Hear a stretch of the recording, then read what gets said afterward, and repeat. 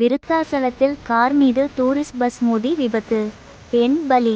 கோணாங்குப்பம் கோவில் திருவிழாவிற்கு வந்துவிட்டு திரும்பிச் சென்றபோது பரிதாபம். நாகப்பட்டினம் ஆரியநாட்டு தெரு 6வது சந்து பகுதியை சேர்ந்தவர் சார்லஸ், வயது 62. மின்வாரிய ஊழியர். இவரது மனைவி ரோஸ்லின், 60. இவர்களது மகள்கள் டேவிட், மனைவி ஜெரின், குவின்சி, ஜெரின் மகள் லியோனா, 4. ஆகியோர் கோணாங்குப்பத்தில் நடந்த புனித பெரிய நாயகி அன்னை ஆலய திருவிழாவிற்கு வந்துவிட்டு மீண்டும் நாகப்பட்டினம் நோக்கி காரில் புறப்பட்டனர்.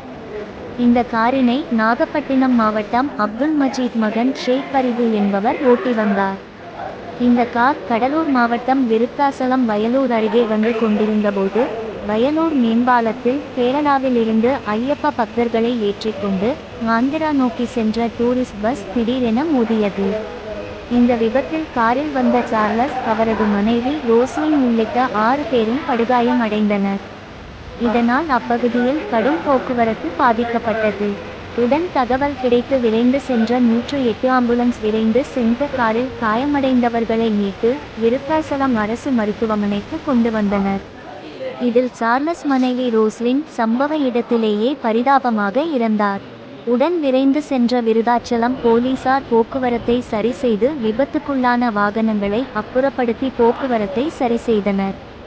இச்சம்பவத்தால் பகுதியில் சுமார் 1 மணி நேரத்திற்கு மேலாக போக்குவரத்து பாதிக்கப்பட்டது.